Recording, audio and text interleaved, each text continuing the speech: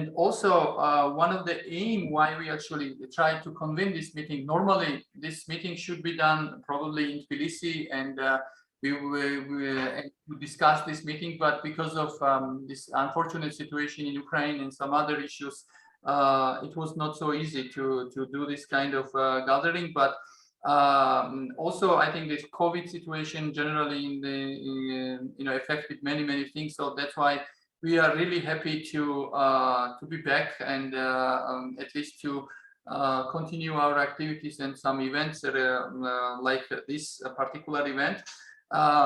When we talk about US-Georgian relations, also it is interesting to see that US is one of the probably the biggest donor for Georgia. Since 1992, United States actually gave almost like 5.5 billion, like help to Georgia. And it was in different spheres, starting with good governance, rule of law, human rights, and many issues. And some of our speakers actually were directly involved this time. Some of them were ambassadors, some of them had a very high position in different US administration. So Georgian people actually, we are very grateful for this help, especially during 90s when Georgia was actually a very fragile state. I would say even some people even was calling it like failed state that time, and I think this relations is also important because 30 years passed, and our aim was kind of to do some sort of audit of these bilateral relations and to inform the public and also expert community basically how the Georgian-US relations actually developed and what are the challenges we have in bilateral relations. I think I'm back. You can see probably me, and now I'll turn the videos. Hi again. So, and as I said, one of the aim of this event was to make some sort of audit of bilateral relations, because these relations are very exemplary, at least for Georgia and US, and also to reflect something what we have done together, what we achieved during these 30 years. And what are the challenges and what could be the future prospect of the US-Georgian relations? Of course, we can talk about many issues, including economy, security. There are many aspects of the US-Georgian relations which is kind of interesting for public, but probably we should also talk about the current relations, because there are some Georgians who actually think that Georgian-US relations kind of became, I mean, there's some sort of inertia now, and we discussed it yesterday with Lincoln, because probably some of you may not know he's in Tbilisi actually right now. So, and he thinks that this is fine, and but there are some Georgians who think that maybe we need to beef up these bilateral relations at some point. But of course, we need some new vision and new ideas how to do this. Of course, first of all, this should be done from Georgian side, because Georgia needs more US presence in the region because of the challenges which you have now in Ukraine, and also in South Caucasus, basically after the Karabakh war. So, as you know, after this war, Georgia actually felt a little bit kind of isolated, because, as you know, we are not a member neither of NATO, neither of European Union yet. So that's why I think this bilateral relations with the United States is very important for Georgia. I think I'll stop here, and I would like to thank you, all attendees, and especially our guests, because for some of them this is morning, for some of us it's the evening, and I would like to thank all of you for your time, and I'm looking for our discussion, and I hope we will have a very interesting discussion today. And I turn here to Mamuka Tsereteli, who will actually moderate our panel, and I'll be more than happy to listen of all this discussion today. Thank you again. Okay, thank you, Corneli. So my name is Mamuka Tsereteli. I'm a senior fellow at Central Asia Caucasus Institute at Washington-based institution called American Foreign Policy Council. and it's a great pleasure and honor to be part of this event today. I think this is very timely, and I'm sure throughout this year we'll have many opportunities to discuss bilateral relationships in terms of I think developments in the region require us to rethink and recalibrate our partnership. I'll start very briefly introducing our speakers. There's a wealth of knowledge at this panel today. Before going there, very briefly, I think it's, as Corneli mentioned, it's a very interesting model of partnership between large and small countries when we talk about US and Georgia. And I personally witnessed the evolution of this relationship for the last 30 years. And I think it's a great case study for political scientists. And going forward, I'm sure many books will be written, and there are already written some books, which one of them Corneli edited. And but I think this is a decisive time, as some of my colleagues here in Washington frequently elaborate. When Soviet Union collapsed, it was end of geopolitical end of Soviet Union. But maybe now what is happening is a philosophical end of Soviet Union and Soviet mentality. Let's hope that's the case. So we'll start our introduction of our speakers. Professor Neil Mcfarlane is a professor of international relations at Oxford University, who works on the regional subsystem that has emerged from the collapse of this USSR. He has a particular interest in the foreign relations in the South Caucasus. And he has written many books and articles, and we've collaborated in some of these projects, and I'm very proud of that. Ambassador Kenneth Yalowitz, old friend and personal friend, but also great friend of Georgia, who served as ambassador to two very important countries, most importantly Georgia, of course, but also Belarus, and very experienced career diplomat with, again, very deep knowledge of our part of the world. Ambassador Matthew Bryce, a former National Security Council and State Department official, and also former ambassador to Azerbaijan, who witnessed many of ups and downs of our bilateral relationship between Georgia and US. Mostly it's ups, but sometimes there were some downs as well. And last but not least, definitely Professor Lincoln Mitchell, who teaches at School of International Affairs, Department of Political Science at Columbia University. He's a long-time observer of Georgian politics and has written several books and numerous articles about Georgian domestic politics and foreign policy. And he's a frequent contributor to CNN, NBC, and other media. So I think we'll start with Professor Mcfarlane. I'll be very forceful in enforcing the schedule. I would like to squeeze as much as possible in this discussion. So 6-7 minutes for introductory remarks, and all our speakers have their assignment about the timing and the milestones that we need to cover. So Professor Mcfarlane, the floor is yours. Thank you very much, Mamuka. And thank you to the organizers at the Georgian Institute of Politics. It's a pleasure to be here, if virtually. I would prefer to be in Tbilisi, but particularly with such a distinguished panel. We are here to recognize and celebrate 30 years of Georgian-US relations. In this panel, I'm the odd one out. I am not Georgian. I am not American. I am Canadian. And by the way, in terms of your comment, Mamuka, about small country, big country, we have the same question in Canada. And I think that we probably have a more constructive and progressive relationship with our neighbor to the south than you have with your neighbor to the north. Low bar, but anyway, true enough.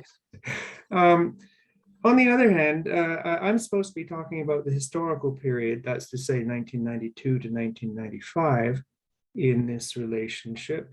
I was in Georgia when relations with the United States were established on, I think, the 23rd of March, 1992. There are a lot of things to celebrate. One is that Georgia continues with the longest period of independence since the time, I guess, of Queen Tamar. And it has survived and bounced back from very severe challenges to its sovereignty and territorial integrity, as well as challenges to the livelihoods of its population.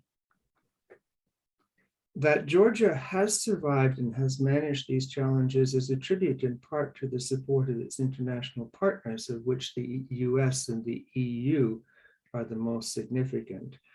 But I should stress that it is also a reflection of the strength and resilience of the Georgian people themselves. So I guess as a third party, I'm congratulating the first and second parties. My principal focus, as I said, will be on the early history of US relations with Georgia. In that context, it's worth remaining exactly where we were in 1992. Although my memory is fading, I remember this very, very well because I spent a lot of time in Georgia at that moment. Georgia's economy had largely collapsed as a consequence of the disappearance of the USSR. GDP dropped by about 40 to 60%. I remember vividly a statistic from the World Bank in 1994 suggesting that the Georgian inflation rate was 15,564%. That means, of course, that there was no viable currency. Trade was largely absent, other than illegal trade, the scrap metal trade, for example. And this was in part true because infrastructure for outward, outside the USSR area to inward into Russia, that infrastructure was largely lacking. There was a huge food crisis, burgeoning unemployment.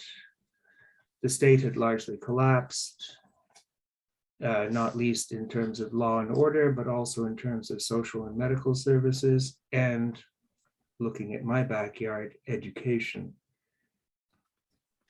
In addition, South Ossetia was attempting to leave, resulting in a small war. There was a rapid growth in crime, including violent crime.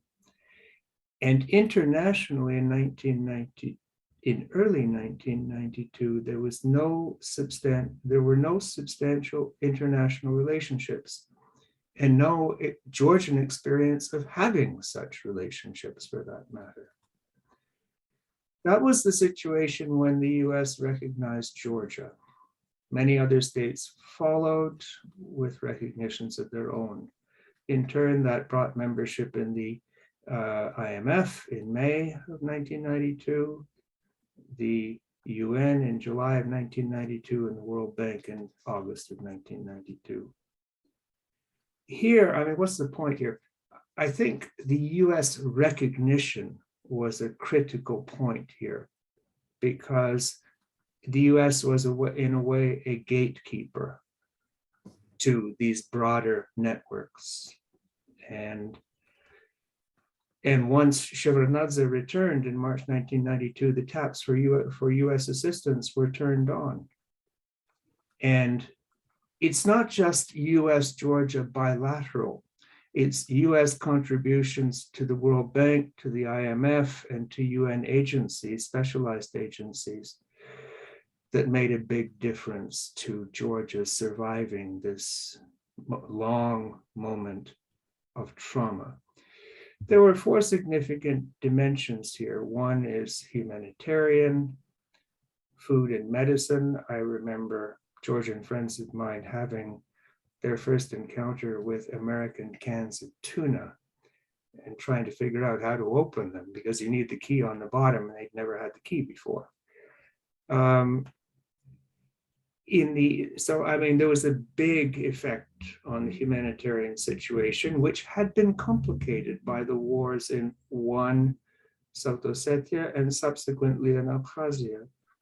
Secondly, the United States began a significant economic assistance program that substantially enhanced Georgian infrastructure, rural development in Georgia, and also, and critical to my mind, my father was an economist, currency reform, the establishment of the lari, in 1995, I believe. A third dimension was state capacity and capacity building. One thing we noticed during the period was the gradual arrival of large numbers of specialists from the US in particular, pretty much across the range of state functions. I could go on to talk about military assistance, but it's outside my remit because this evolved later.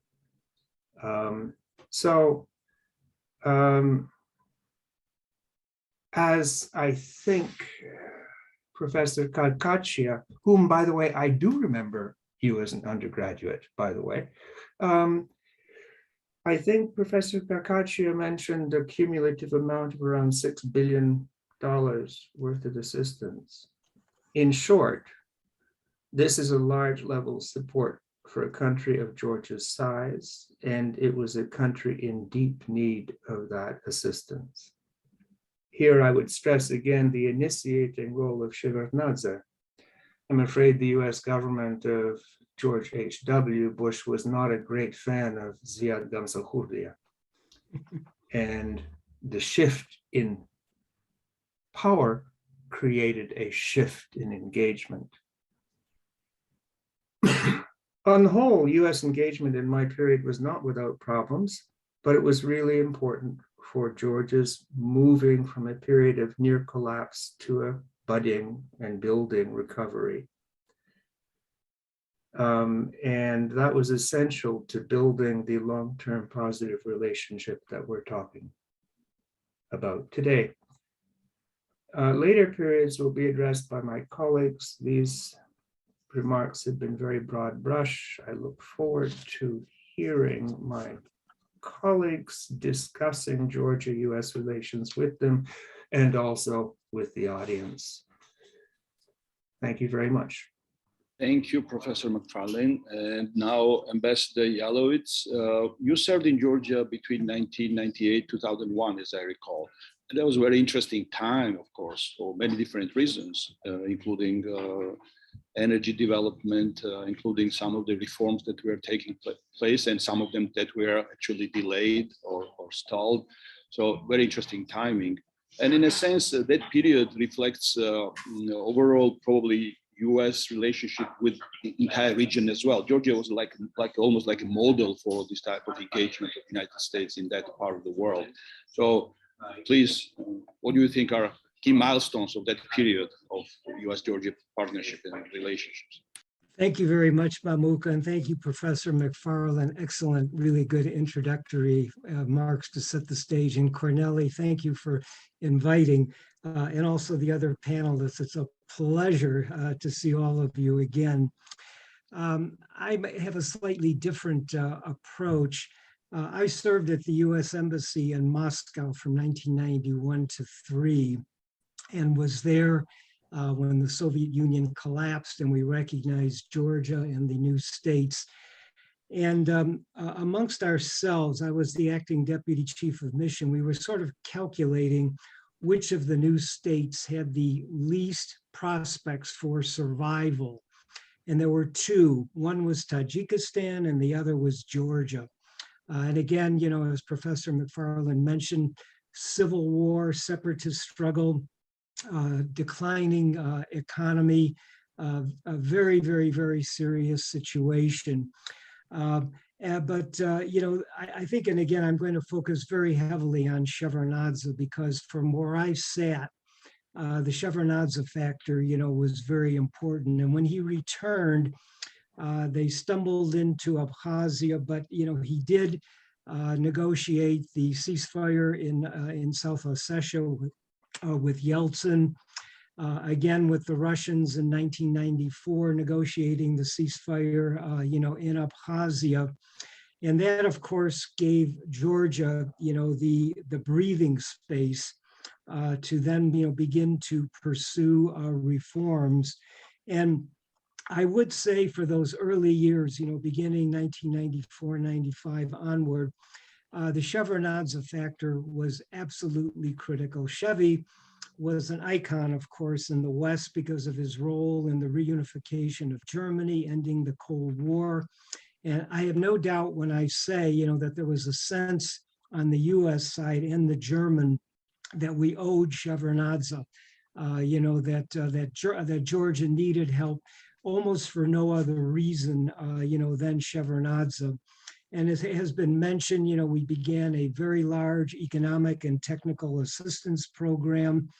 There was a lot of diplomatic support. I can remember, I don't know how many meetings with Shevardnadze with him saying, if it were not for the United States, for your economic, political, diplomatic support, we would not have survived. And that was, a very, very common thing. And I'm going to mention just a few things during my period there, which I think really drove that home. First, I can remember many phone calls in the middle of the night. Kenneth, the IMF or the World Bank is here and they are demanding us to do X, Y, and Z, help. And so we did a lot of work, with the international IFEs, trying to help Georgia, trying to get their programs, online. Very importantly, 1999, not many people are aware of this, but there was almost a Russian intervention into Georgia in the Pankisi Gorge. And we stepped in mightily with the Russians, basically telling them, ruki proch, do not interfere in Georgia. And that was also a very important thing. And then a little bit later in Istanbul, we were very successful with negotiating the end of the Russian military bases, in Georgia. So there was an awful lot of very important economic, political, and actually military support too, because one of the aspects of the Pankisi Gorge was really the beginnings of the train and equip program, where we gave the Georgian border guards all kinds of winter equipment and night vision goggles, et cetera, to be able to patrol the high Caucasus Mountains between Chechnya, where the war was raging, and Georgia. And we also saw that period where Shevardnadze was beginning to make very clear the desire for closer relations, to the West, the Partnership for Peace program, the fact that I was in a meeting with him, which I've never forgotten, with a US cabinet officer, in which he said, we strive for a relationship with you like with Israel, not a treaty ally, but very, very close relationship. The relationship also was more than just Shevardnadze. I really want to emphasize that. Although when the two very serious assassination attempts, were made against him, we regarded those as very serious and I believe helped out in any way that we could. But when I got there in 1998, Georgia was being treated as sort of the poster child of reform. The Shevardnadze reforms had, begun. He had brought in, the Zurb and Misha Saakashvili, the young reformers. There were the beginnings of genuine reforms. And then also, I would have to mention here the oil, the Caspian oil and gas, and the BTC pipeline. Chevy supported that. And that was also, we regarded that as a very important step forward for all the countries involved, to be independent of the Russians for the shipment of oil. We also got to be more concerned about Russian policy as what was going on in Chechnya. And again, that drew us closer, to Shevardnadze. The Russian-Georgian relationship was toxic, even then. And, we tried to help out wherever we could to sort of balance the ledger. But I would emphasize all the years in Georgia and since, I have focused as much on the internal threats to Georgia as the external. Everyone focuses on Russia, which is important. But during my time, I tried very hard to get folks to work on corruption, reform of energy markets, I worked with Shevardnadze personally on an anti-corruption program, which he agreed to, but kind of dragged his feet on it. We called it the 4-point program. And every time I would ask him about, promoting the reformers, the good young people that we saw, his answer always was, they're too young. The people won't trust them. I have to stay around. And that, unfortunately, I think was the recipe for his undoing, in 2003. There simply was not the willpower, the political, dynamic from Chevy or the people around him to do things about corruption. And by the time I left, the state institutions were weak. Corruption, was still rife. Georgia had this reputation of the poster child of reform, but my reporting back to Washington was, there are some very, very serious problems here.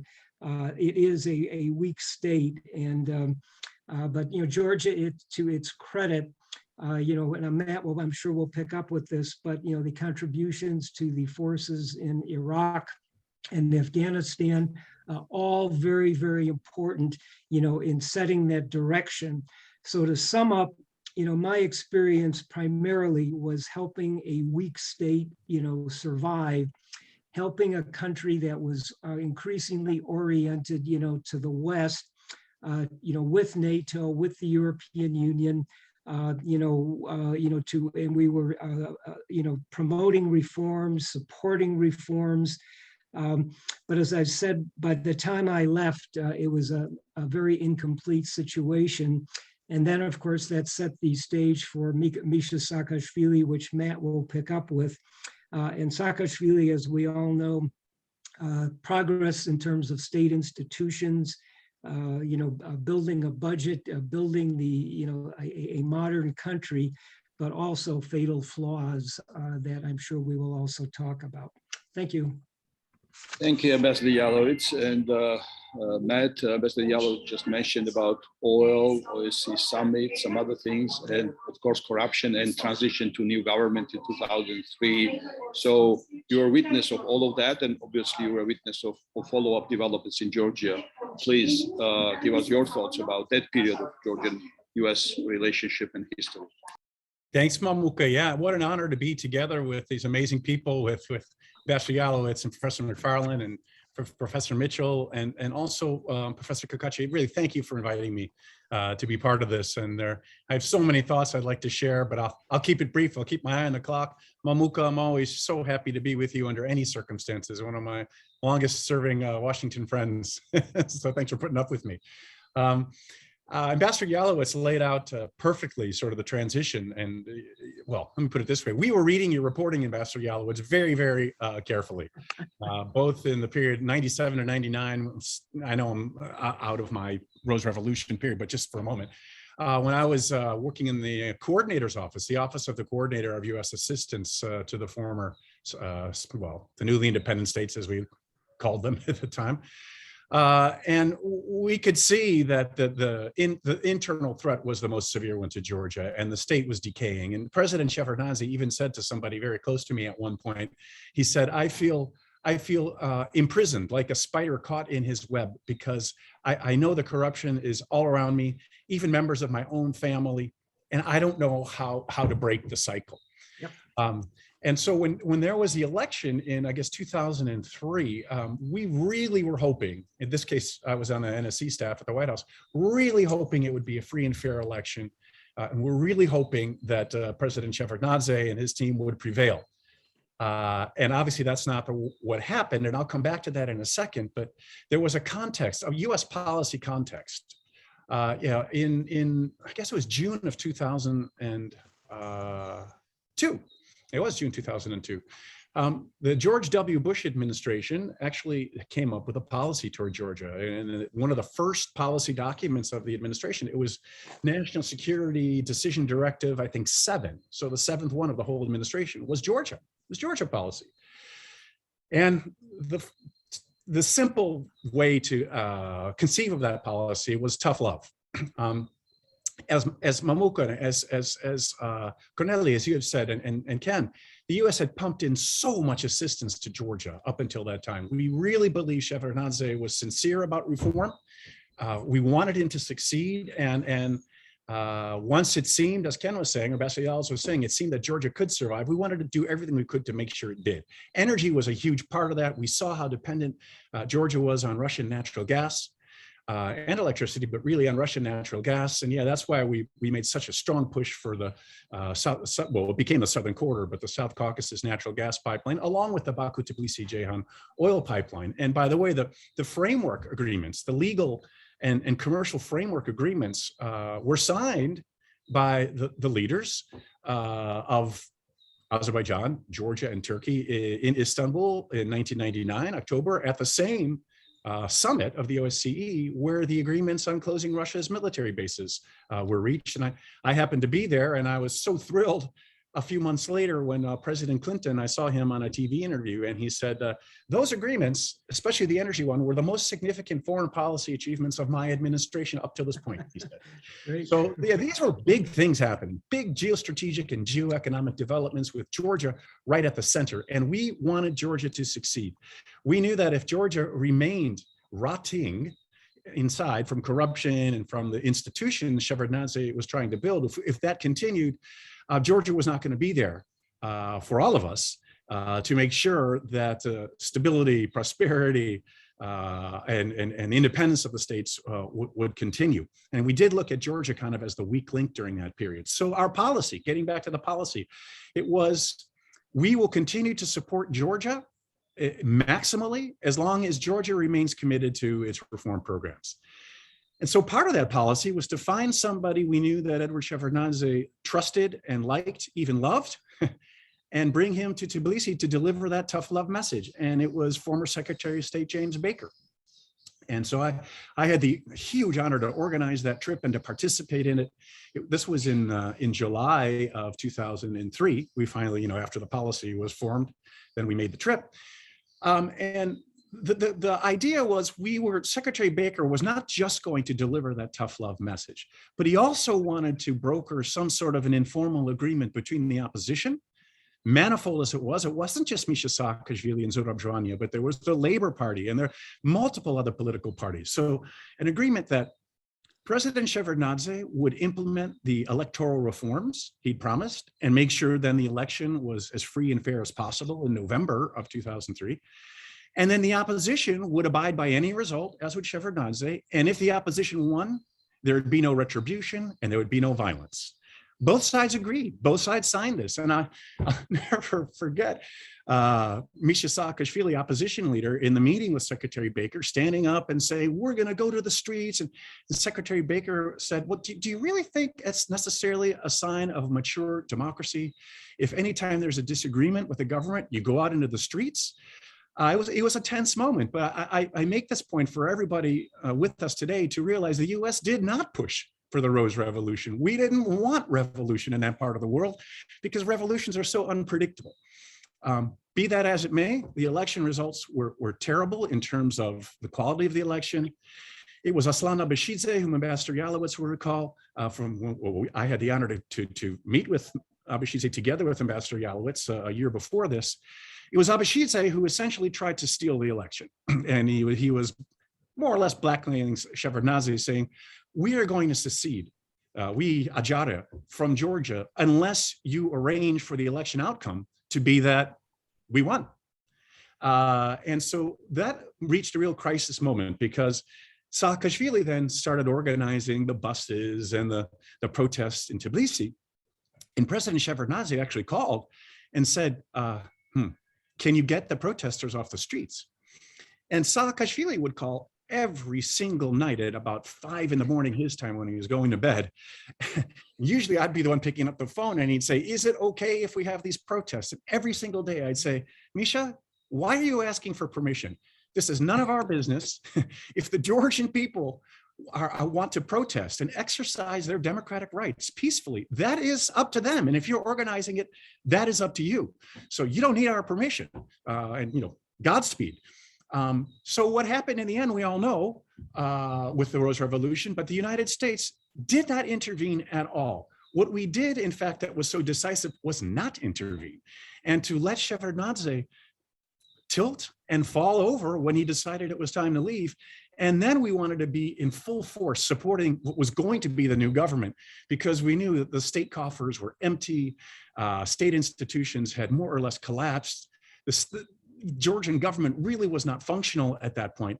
So then we organized with Deputy Assistant Secretary Lynn Pascoe a delegation to go to Tbilisi and to pledge a whole bunch of assistance, essentially to keep civil servants paid and to keep the government from total collapse as everybody was waiting for the presidential election to come. And I'm almost done here.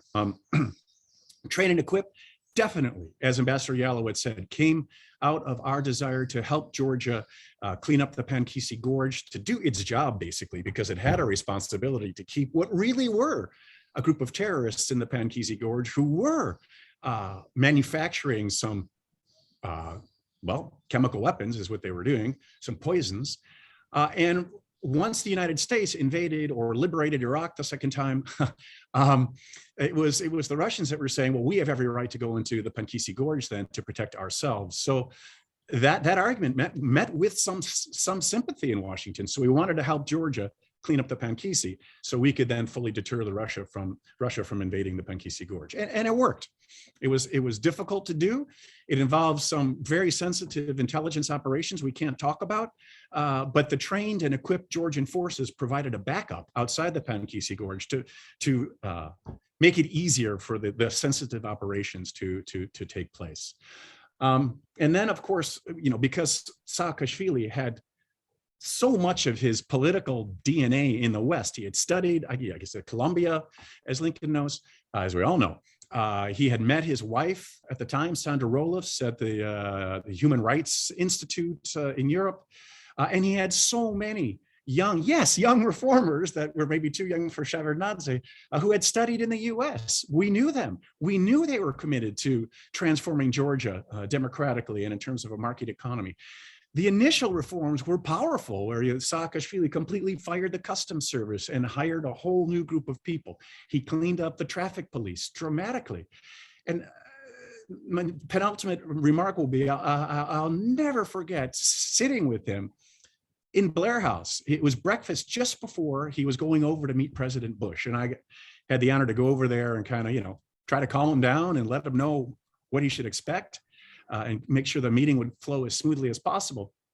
And we finished. He was about to walk over to the White House. And I said, Mr. President, you look depressed. He said, I am. I'm unhappy. I said, how can you be unhappy? You're the president. You have a chance to implement all these reforms. You're about to go meet the president of the United States. He said, yeah, I know, but I know I'll never be as politically strong as I am now. From this moment onward, I get weaker with every day. And so we've got to move as fast as possible on reforms. And so they did move fast. They broke a heck of a lot of China, and more than that, I mean, as they remained in power, really bad things happened, whether it was, murder of political insiders, Grigashvili, or the harsh confiscation of assets from business leaders who, they were crooked, they weren't paying taxes, but the way the processes occurred were not in accordance with the rule of law. And that really, I think, weakened Georgian democracy quite a bit, to the point that they got voted out of office in October of 2012. And maybe the best thing that happened overall was that there was a peaceful democratic transition in 2012. Maybe not the result everybody would have wanted. Certainly, a majority of Georgians wanted it. Today, as we'll hear about in a moment, Georgian politics are complex. There's a huge, I think, middle that's dissatisfied and has nobody to lead them. And that situation, that outcome, I think, was unfortunately created, or the way was cleared for it, when I think the Rose Revolutionaries kind of started to lose their way after an incredible start with some of the most dramatic and positive reforms we could have advocated. And my very last remark is, the President Bush was, very, very supportive of the Georgian reform process. He liked Saakashvili, but he didn't really care so much about Saakashvili. He really believed in the Georgian democratic experiment, and he felt it had to work, because the organizing principle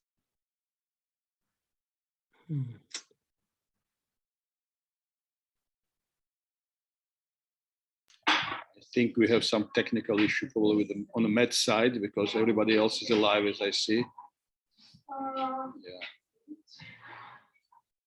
Okay, probably we'll just move on, and we'll thank Matt a little later for his very interesting remarks. And Lincoln, I think it's time for you to give us perspective of evolution of US-Georgian relationships after the 2012. Matt, are you back? No. Okay. Okay. Thank you, Mamuka. Thank you, Corneli, for inviting me. And Matt, thank you for your talk. I hope He's back, I think. do you want to finish your last sentence? I don't want to cut Matt. Thanks. Yeah, all I wanted to say was that if democratic reform and market economic reform could not work in Georgia on the margins of or the borderlands of the so-called broader Middle East, then I think President Bush thought it wasn't going to work anywhere. So Georgia really needed to succeed as part of this grand vision that George W. Bush had. Like it or not, the vision of democratic and market economic reform in the broader Middle East. Thanks so much. I'm done. Sorry. Thanks. So I just wanted to begin by thanking Mamuka and Corneli. I really appreciate being invited to this. And I really, usually when you talk forth on a 4-person panel, you spend a lot of time on Twitter. But I've actually really enjoyed listening to my colleagues. I've learned a lot. And it's been a kind of a going down Georgian memory lane for me, which has been fascinating. I'm actually in Tbilisi. I don't have my normal home office setup, which got a 9 out of 10 on Rate My Room. So I pulled up this background. I just want to move to show you this picture because I think it really captures the best of 30 years of bilateral relationship between our two countries. And as you can see, this is a photograph taken in Svaneti of 2 young Georgian boys playing baseball. And that baseball equipment was donated by a consortium of a shipping company, a baseball facility, and a friendly academic from Columbia, and was facilitated by the American embassy in Georgia. So that, I think that's a nice image there. I just wanted to share that. But I'm really struck by, so I'm going to be talking about really the last 10 years, what happened after that election of 2012. And as I was thinking about this, what struck me that is on the one hand, a lot has changed, and on the other hand, nothing has changed. And we have to balance those two ideas. So to begin with what changed, and the first thing that changed was that the relationship was no longer personalized. There is clearly a paramount leader in Georgia, regardless of what office or he holds or does not hold. We know that Bidzina Ivanishvili is the guy who runs the country. I don't think we're telling any secrets there. And we know that Bidzina Ivanishvili, like Misha, is a larger than life figure. They're very different. If anyone who spent time with both of them, you know, Misha's somebody you walk in the room, you get more nervous, and Bidzina, you get kind of too mellow. But Bidzina has no interest in the US and the kind of connections that Matt was talking about that Misha had. That simply does not exist for Bidzina. So there's no personal relationship there. None of the leaders of Georgia who hold the office of prime minister or president over the last decade have that kind of dynamism, for better and for worse, that Misha had. But I think that's good. I think it's good. Georgia's relationship with the US is driven no longer by what became an unhealthy governance by adrenaline here in Tbilisi, which was the need to be front and center in the United States all the time. The truth is that Georgia is a close ally of the United States. It is a country that the United States cares about, but it is not the most important country in the world for the United States. And I want to get back, well, I'll get to more of this, what did not change, because what did not change was the core nature of the relationship. But I do want to discuss one thing which has damaged the relationship over the last decade, and that is this. The 2012 transition was peaceful, and for that, I think we're all grateful. And it was democratic because one side won an election, and that, again, we're all grateful. That's the better way to have a transition of any kind. But it wasn't really, it was better understood, in my view, as Georgia remaining in that cycle of regime democratic breakthrough, regime consolidation, and regime collapse. And we saw that with Gamsachordia, we saw that with Chevy, we saw that with Misha, and we saw that with Bidzina. But there was a desire in the United States in particular to tell a story that was more positive about Georgia's democracy, and that we now have a two-party system in Georgia, just like ours, and just like ours, it's, we could say, a little polarized, with a little rancor on both sides. But the problem was that wasn't really what happened. The Georgian dream, as has been pointed out, has never had that much support because what they've got elected on was being the omnibus opposition party. So we have this two-party system that has the illusion of being more democratic than it is, and that creates problems for the bigger picture challenge of strengthening Georgian democracy. But what did not change? Well, what did not change was the basics of the relationship. Since in 2012, when that election happened, that was two American presidents ago, because we had the Trump presidency, which was, I think, unusual, and Joe Biden is now president, who is, whether you're a Democrat or Republican, much more conventional foreign policy president. Biden's foreign policy on Georgia and on Russia would not stand out in a George W. Bush or a Bill Clinton administration. We have now had, a decade of Georgian leadership under the Georgian Dream, and what we've seen is that the relationship is stable.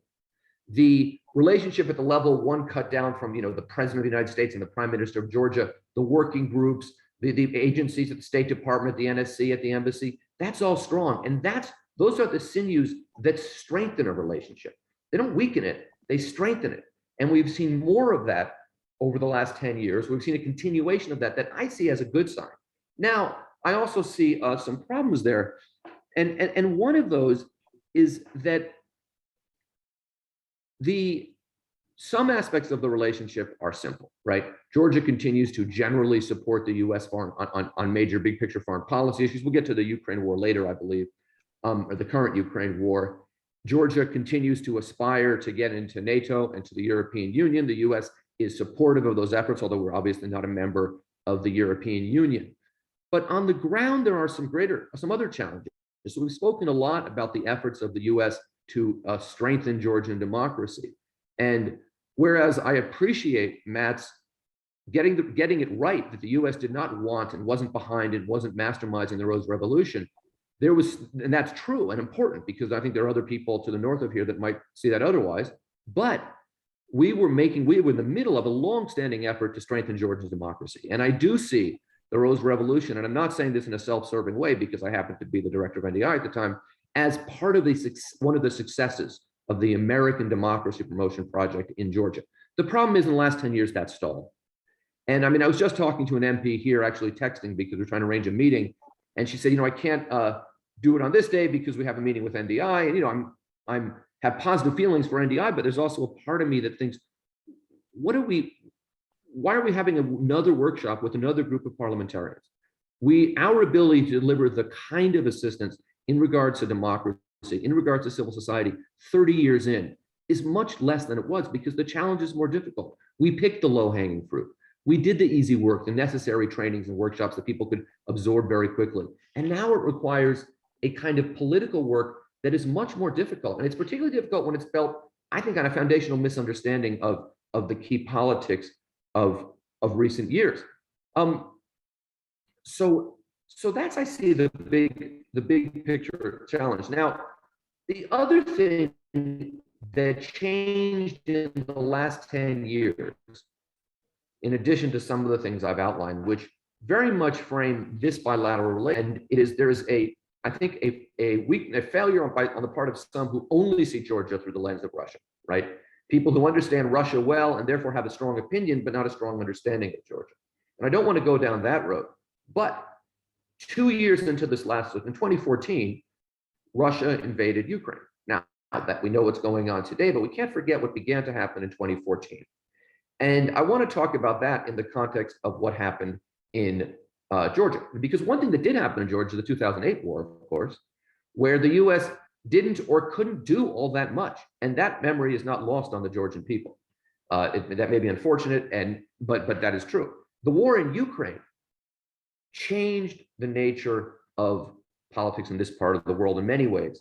But whereas it's always lurked in the background of the US-Georgia relationship to Russia, but Ukraine has now become more important. That, of course, has accelerated dramatically in the last few months. But even if we're saying this a year ago, because of that, Ukraine has become more important. There's less time for Georgia. There's less time in Washington for a country where, I know Washington likes Bidzina. I'm not sure too many people in Georgia love Bidzina. But there's this notion of pay attention to Georgia, even if that were the agenda of the new Georgian government over the last 10 years. There's not time for that in Washington. And at the same time, this has the efforts by the kind of legacy efforts of the previous Georgian government to get back on the radar haven't gone away, and are ultimately, I think, damaging both to the relationship and to Georgian politics, because it stunts the possibility of the deepening of a democracy. The more we dig into this Georgian Dream United National Movement tension, the more we preclude meaningful democratic growth. And the challenge for the US is, how do we help Georgia break out of that in a way that is an appropriate way, given that we're talking about two sovereign states here? And I don't see an easy answer. And the two kind of images that capture that the most are this photograph that went kind of semi-viral about 5 years ago of this kind of forlorn-looking former president of Georgia standing on the kind of fringes of the Trump inauguration. And, you know, I looked at that photograph and I felt sadness, not for Misha, but also for Georgia, because that approach doesn't work anymore. But also, you know, as we sit here as I sit here in Tbilisi and Corneli and others, and some of you in other places, you know, the former president of Georgia is in jail here in Georgia. And regardless of whether as individuals we think he deserves that or not, it is a big deal. It should be a big deal. But what is striking is that how little attention, and I'm sure if I go to the right circles in Washington, I would hear this talked about all the time. But I live out in the provinces. I live on a small island off the coast of New Jersey, and we don't talk about this all the time. But how little attention there is. And that captures something about the changing nature of the relationship that I don't think is bad. And I just want to end with some concluding comments. And I want to begin, I want to tell a brief story about a distant family member who was a French, and he came here on an engineering related project in the 1970s, late 1970s. And upon returning, he called his brother, my late uncle, who had immigrated to the United States and lived in New York. And his uncle, my uncle said to his brother, "Wow, you were in Georgia. What was that like?" And this Frenchman said, "Oh, it was great, you know." And then he said, "Those Georgians are really crazy." And my uncle said, "What do you mean they're crazy?" And he said, "They think they'll be living in independent Georgia one day." And these were two highly educated people. And that idea sounded crazy to them. Well, it may have sounded crazy in 1978. It's a reality, and it's been a reality for 3 decades. And part of that independence has created a bilateral relationship with the most powerful country in the world, and not a bilateral, and a real genuine relationship. And that is nothing to sneeze at. That is an accomplishment. And people like Ken, and who were there at the beginning of this, you know, I'm new to this Georgia thing. I've only been coming here for 20 years. I'm the new guy on the block here.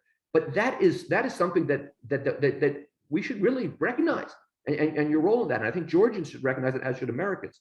But on the other hand, we can no longer discuss it as if it's something new. We can no longer discuss as if this is a new relationship. We have to do all these new things. We're settling in here to a long-term bilateral relationship. And the challenge is to move it to the next step, which, as I see, is Georgia becoming a functioning state, and where in that, and I'll just end with this, in the kind of spectrum from client to ally, it moves unequivocally away from being the former and more towards being the latter. So again, I hope I didn't go on too long as the last of the panelists, and thank you again for putting this great event together. Thank you, Lincoln. Thank you. I think some very valid and interesting points raised by you. Corneli, we started a little late. Probably we'll continue another 10, 15 minutes if you allow us to do that. I think it's a rare opportunity to have all these speakers together. And so let's continue our conversation. I think one follow-up questions to all of you, and I think this is important. I mean, I think changes are looming, and they're coming, and one way or another, whatever way Ukrainian situation will evolve, whatever outcome of this war and Russian invasion to Ukraine, will whatever results will be of that, there will be impact on obviously global geopolitical developments, but there will be impact on Georgia as well. What I want you all to do in next 10 minutes, 2 minutes to each of you, maybe look at not necessarily impact of outcome of the war, but where U.S. relationships, US-Georgian relationships should be going. And Lincoln just alluded a little bit about that. So where this relationship should be going and how overall picture of the geopolitical kind of context will evolve going forward from your perspective under the current geopolitical developments, mostly in Ukraine, but also there are reactions to Ukraine situation from other neighbors of Georgia, whether it's Turkey or Iran or China or Europe and so forth.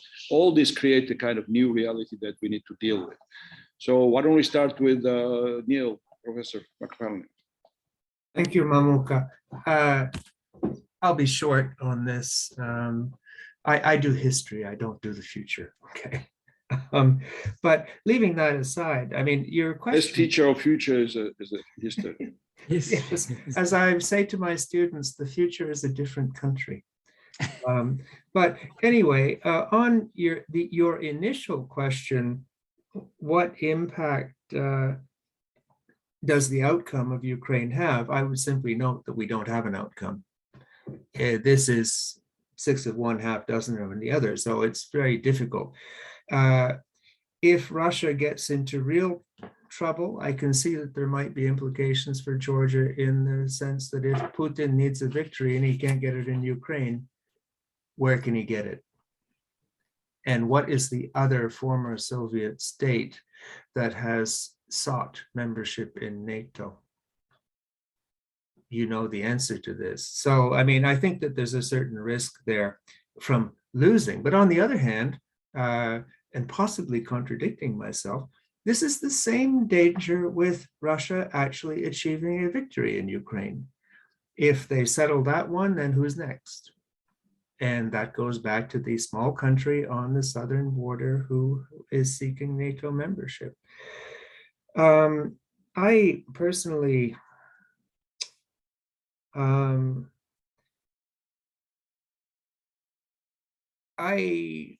I think it's too early to say. There are risks, there are concerns. Maybe, who knows, maybe the Ukrainians will take Moscow and that will solve the problem. I'm not holding my breath. But as for US-Georgian relations, where should it be going? This is related to something that I think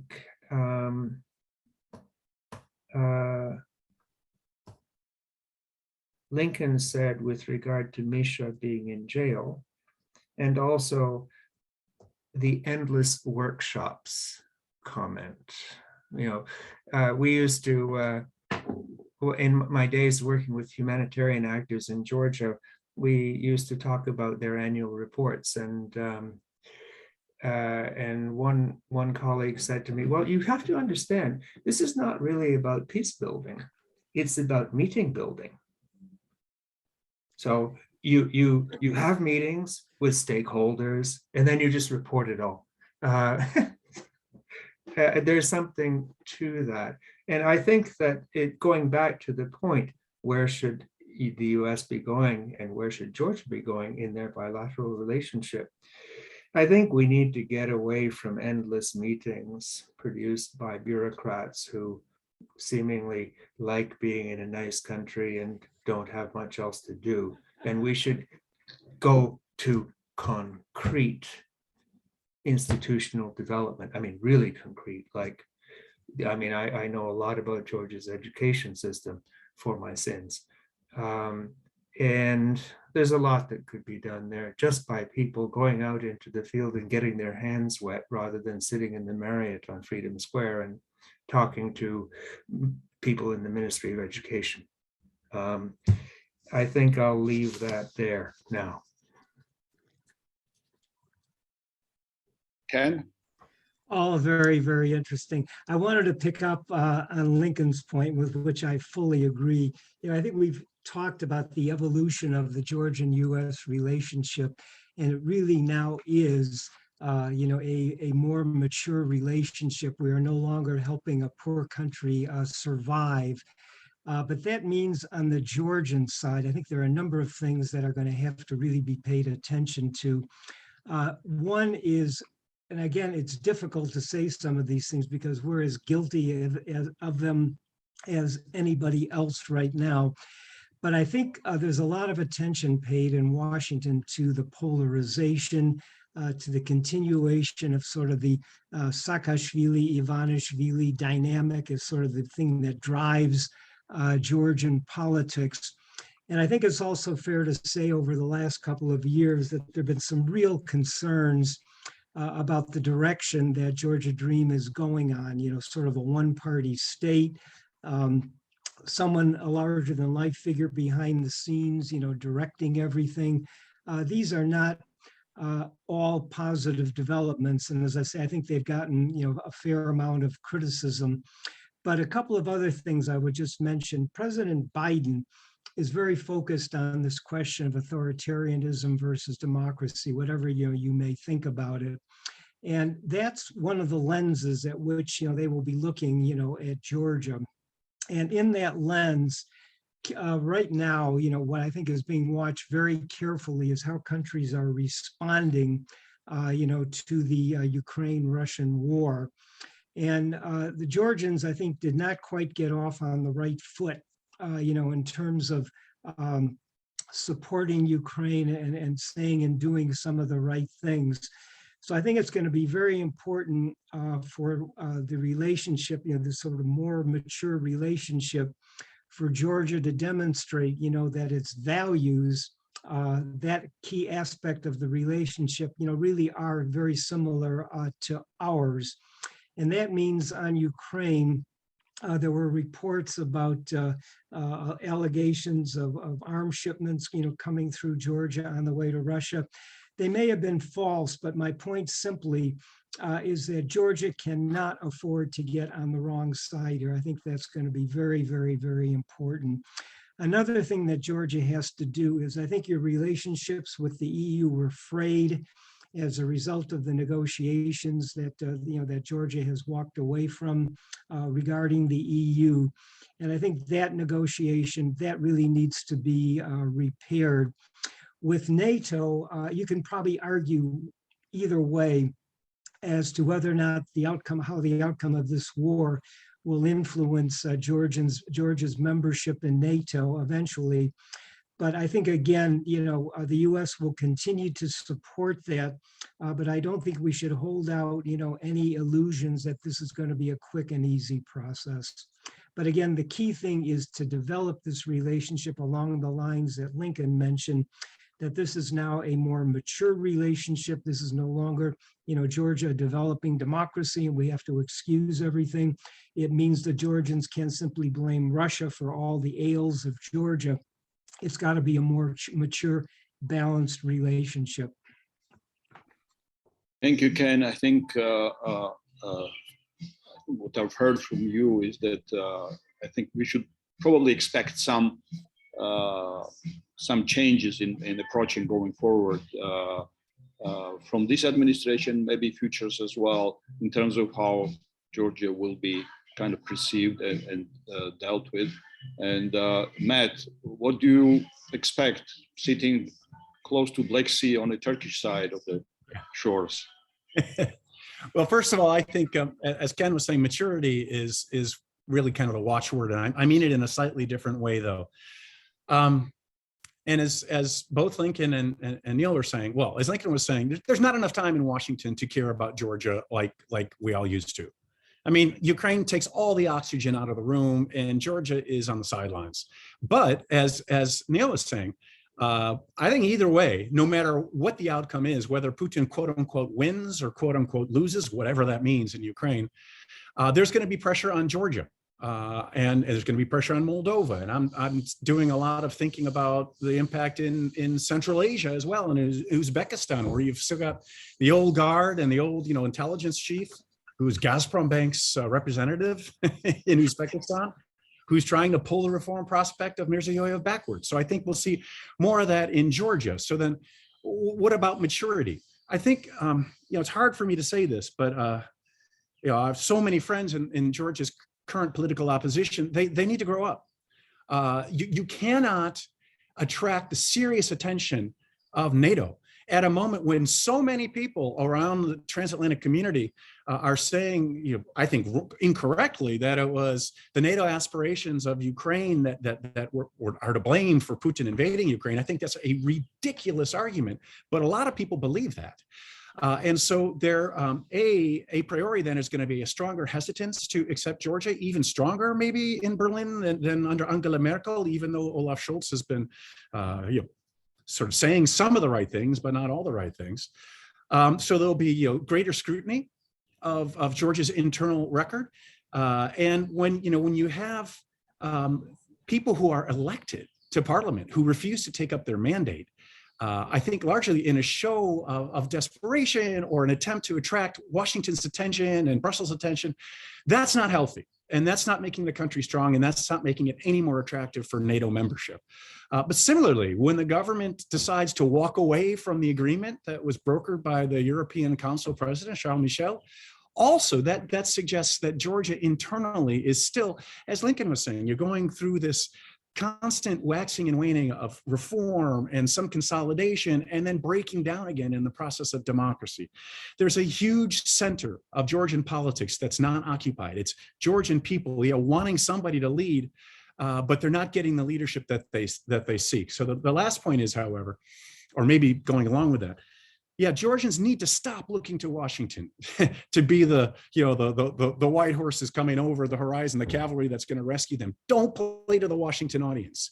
Washington doesn't care that much now, except that it wants to make sure that Georgia isn't taken over by Russia, and that there isn't Russian aggression, further Russian aggression in Georgia. So because of that, I think Washington, when it does view Georgia, does look at Georgia sort of still as a darling from a raw national security perspective, i.e. resisting Russian aggression, which means nobody in Washington really of significant influence is willing to shine the bright spotlight on the shortcomings of Georgia's political system, whether it's on the shortcomings of the opposition or of the government. So Georgians are on their own. They've got a great opportunity. I hope they seize it. By getting serious about really having a more normal political life where people get elected to parliament, they serve there, and the government honors its agreements. Thank you. Thanks, Matt. I think I agree with that. I think threats are increasing, following what Neil said and Ambassador Yalowitz and yourself. Threats are increasing, but opportunities are also increasing, and this is a very decisive moment in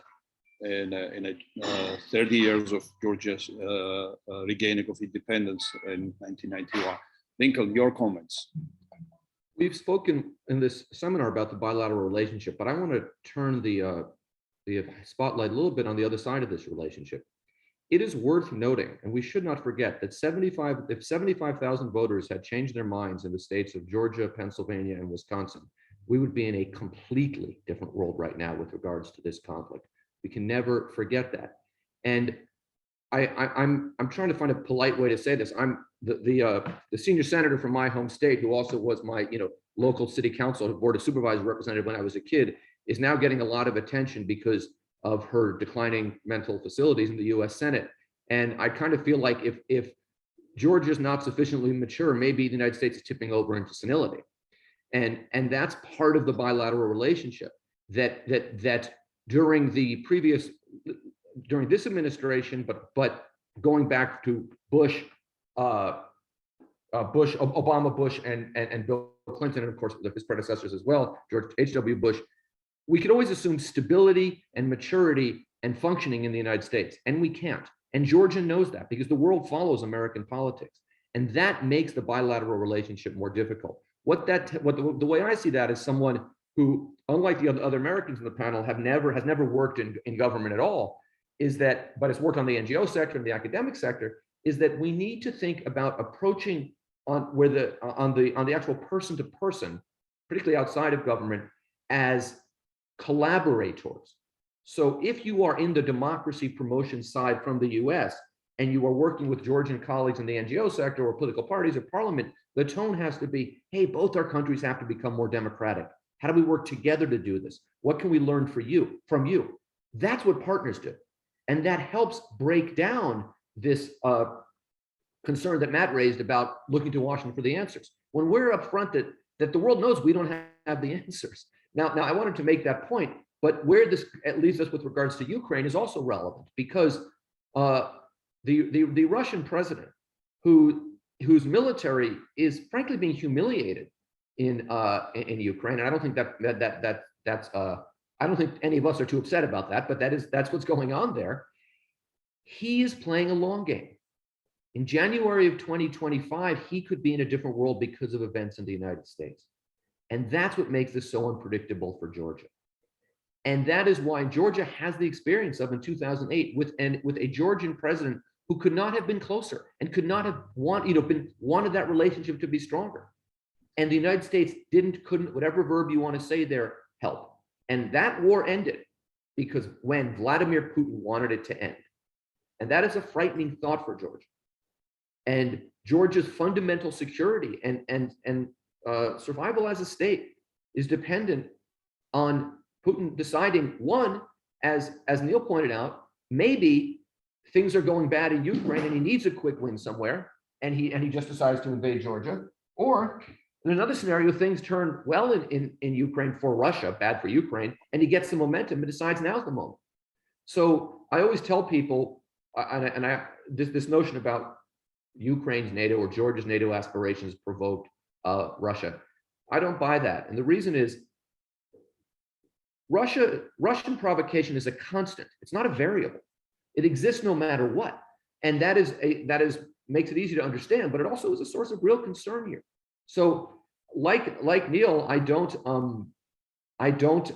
predict the future. I looked into the television camera of an international television network 10 days before the 2016 election and said, this election is over. Hillary Clinton will be the next president of the United States. So I really don't predict the future. I usually get the World Series right, but that's just because I say the Giants are going to win. But I don't know what's going to happen, but it is going to make this relationship more difficult. And the US is going to have to find a way to help those forces in Georgia that want that close security relationship, some way that we can deliver on that.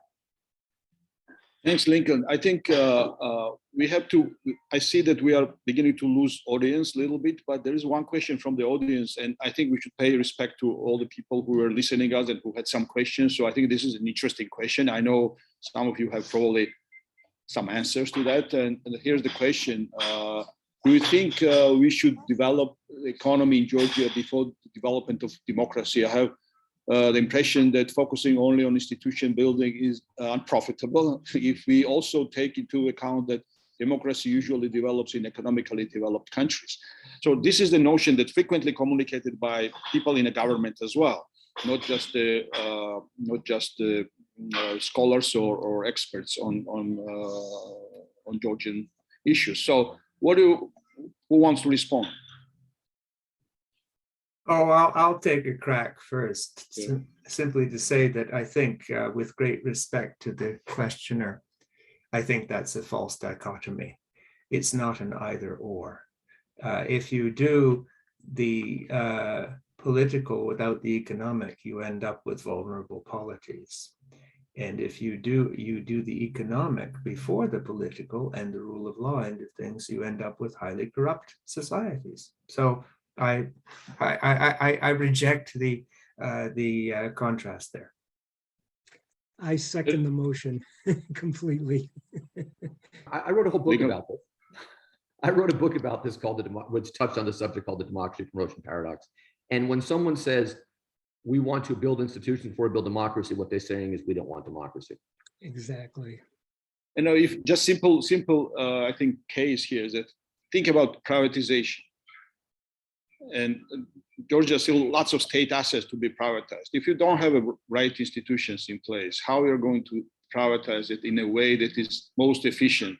I know that somebody may say that it's better to have even wrong private hands than in the state hands, but I think experience shows that managing these processes require some institutionalization, and this is essential. It's a long conversation, but we can do it some other time. I think probably Corneli, you want to do some kind of like a wrap up of our conversation? Sure. First of all, let me thank all of you. This was very illuminating, very interesting discussion. Basically, this is what was missing probably last 2 years, 3 years in Georgia, and very balanced also. And that was kind of idea behind of this discussion, because we had people from different background, from different perspective, from different administration, and this is basically what Georgia needs right now. I agree also fully that Georgia also needs to do its homework, because like United States, European Union cannot do cannot fix our problems. We have to fix this problem. And first of all, political parties, civil society, academia, even as Neil mentioned, we have a huge problem there last 30 years. Of course, that's not an easy thing, but now Georgia looks kind of little bit like country which doesn't have a clear compass where it is moving. Even though there is a now big chance that Georgia may get candidate status with the EU, which will be very important. But unfortunately, we just were back from Brussels and from Strasbourg, and we had some conversation with Georgia's partners there. Things are not so easy, because there's different scenarios about how the EU will deal with Georgia. So there could be also scenarios that Georgia may get this candidate status, but with conditionality, because EU understand quite well that in 2 years there's election, and if they will give all these carrots now to Georgia, then there will be nothing basically to how to influence the Georgian government or ruling party. So I think this is there. There's also another issue, which is which some of you actually mentioned, that Georgia is also in deep trouble in terms of foreign policy, because and we all understand, since we all kind of dealt with Georgia quite well, quite long time, that Georgia maybe cannot really pursue the value-based foreign policy like some Baltic states or some other Eastern European countries can do. But at the same time, Georgia cannot actually do the otherwise, because the problem is that Georgia was darling of the West, and we got the Western support because of Saakashvili, Shevardnadze, or any Georgian leaders, because Georgia was always seen kind of permanent laboratory of change and reforms. And I think that Georgia should really continue this, because that was the main I would say the idea why the people actually supported Georgia, and I'm not sure we are there. And I think what I see that Georgia is losing a little bit this image also in Europe, and I don't know about the United States, but I think maybe similar case. And also what I wanted to say, basically, when you were speaking about this different parts of the Georgian-US relations, I was thinking, I'm still academic, like that. Oh my God, can you imagine just if you have a book written and chapters written by each of you about these topics which you mentioned? That will be something which, like thousands of Georgians, and not only Georgians, will read very, patiently. And last thing, basically, which I also wanted to say is that I think we really need this kind of discussion, and time to time. I know that we are all busy. We have our things to do, but I think that Georgia also needs this sober analysis, and this is what we had today. And I think I would like really thank all of you, for participation and for your time, and especially Mamuka, who actually did a very good job during this panel. And I hope that we will have a chance to have another meeting in 20 years when we will celebrate Georgia-US relations, 50 years of the Georgian relations. Corneli, before we wait for 20 years and do that, I think next panel, maybe with the same speakers, and we should discuss. Initially, US was very encouraging to Georgia, have a diversified partnership with the neighboring countries and regional collaboration and so forth. So I think that effort needs to continue. Georgia will not have strong security and strong economic development without collaborating with its neighboring countries. I think that's where the US was always very, very keen to have a regional engagement for its own interest, but also for the regional interests of countries engaged. So this layered kind of building security and economic development on different layers would be important subject to have a conversation about going forward. But thank you all for participating. Thanks, Corneli, for inviting me to moderate it. And I think we can close it. That's the idea. Thank you. Thank you. Yes. Thank you, everybody. Thank you. Bye-bye. Thank you. Cubs. Excuse me?